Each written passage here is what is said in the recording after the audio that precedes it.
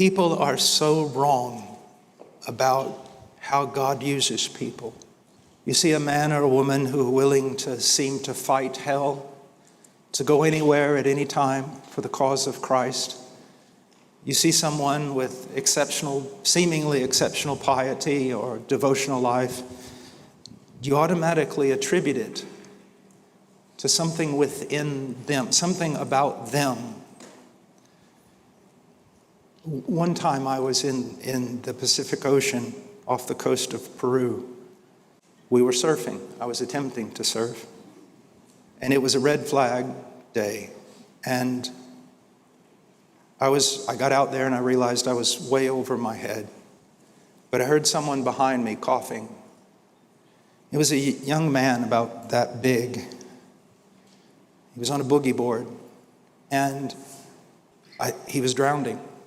And so automatically I thought, I'd go over there. And then right when I was about ready to reach his board rope, I realized if he grabs a hold of me, he'll kill me.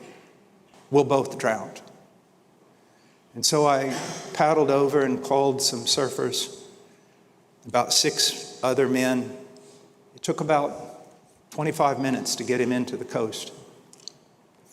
Those experienced surfers, they were scared.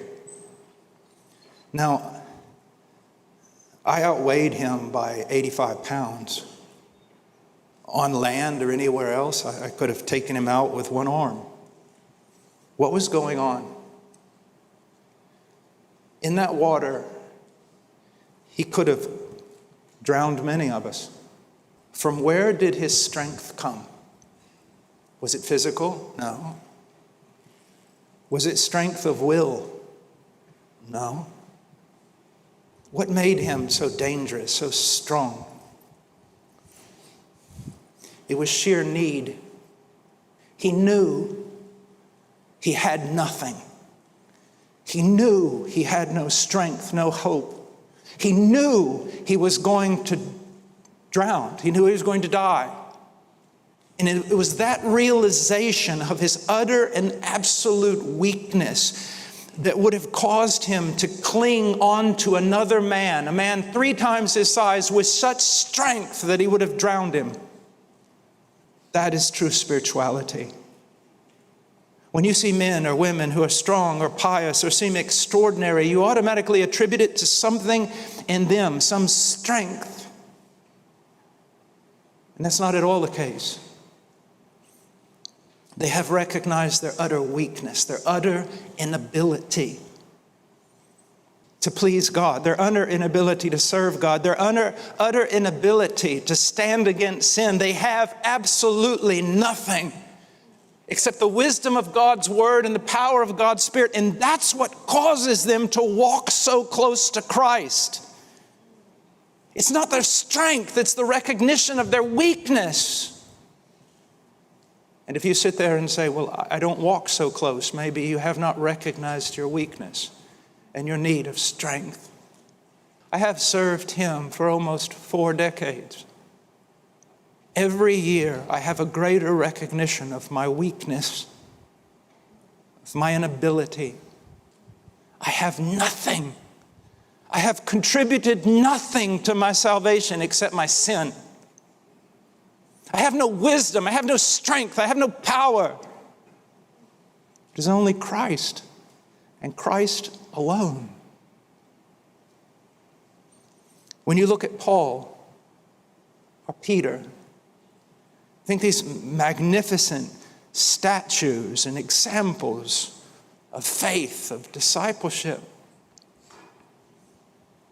You see, for Peter to lead up that apostolic band, in God's providence, he had to fall, or he could have never led.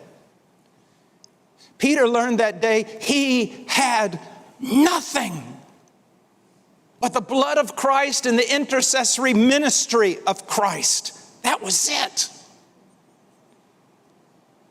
Paul, when you meet Paul in heaven, I think the first thing he will probably say to you is, why did you not believe me?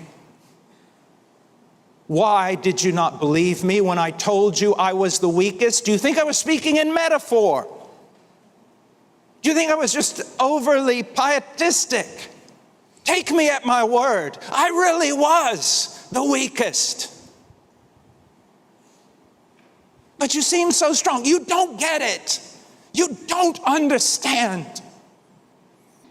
To the degree that God will use you, He will break you. I used to sing a song to my children when they were little and wouldn't go to sleep, from Keith Green. My son, I am weak and I'm trembling. For the Lord I am always remembering.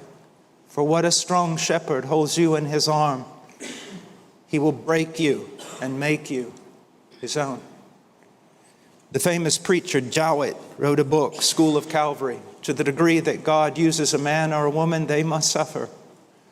And they must suffer in order to recognize their absolute need of Him, that you have nothing but Him. And then in that weakness, God shows Himself strong.